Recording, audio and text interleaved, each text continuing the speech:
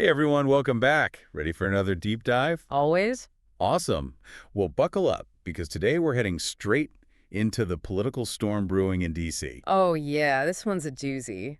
We've got excerpts hinting at a potential government shutdown. Donald Trump's back in the mix, and get this, Elon Musk is right there with him. It's a wild combination, that's for sure. But let's break it down. First things first, we're looking at this massive funding bill that's causing all sorts of friction. Right, this thing's a beast. I mean, 1,500 pages long, covering just about every aspect of government spending you can think of. And Trump's not having it. He's calling it a Democrat giveaway, demanding a temporary, slimmed-down version instead. Yeah, no surprise there. But here's where it gets really interesting. He's also calling for an immediate increase to the debt ceiling. The debt ceiling, for anyone who needs a quick reminder, basically sets a limit on how much money the U.S. government can borrow. Exactly. And by pushing for an increase right now, Trump's essentially putting the outgoing Biden administration in a really tough spot. They're kind of stuck between a rock and a hard place. Either they give in to a demand they probably don't agree with, or, well, they risk getting blamed for any economic fallout if the U.S. hits that debt ceiling limit. It's a high-pressure tactic for sure.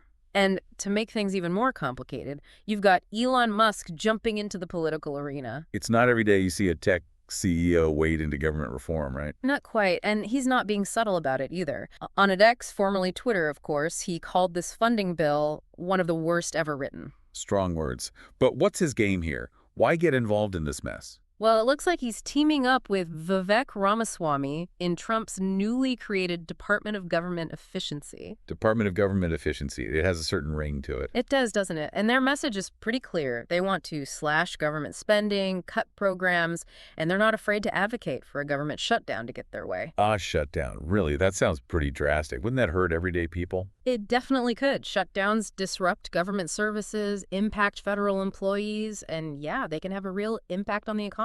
It's a risky move. And yet Trump argues it's the only way to shake things up, expose what he sees as a broken system, and force real change.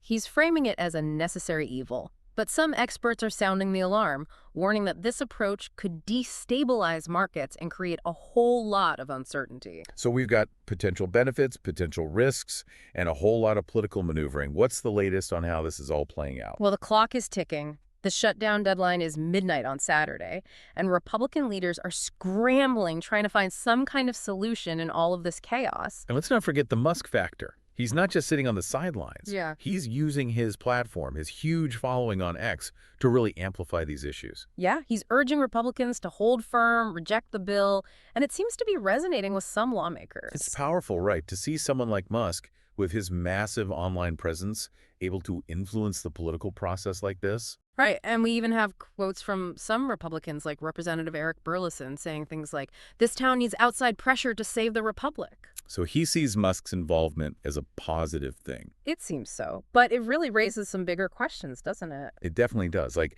how much sway should individuals like Musk have in shaping the direction of the government? And is this style of what some might call disruptive politics ultimately good or bad for democracy? Those are questions we'll all have to grapple with as this situation unfolds. Absolutely. It's fascinating, it's a little scary, and it's definitely something to keep a close eye on. Agreed.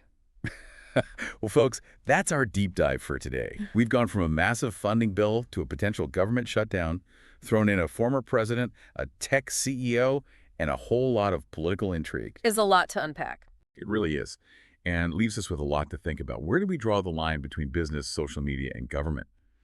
And can these unconventional tactics really lead to positive change, or are they pushing us towards a political and economic cliff? Let us know what you think. Thanks for joining us for another deep dive, and we'll see you next time.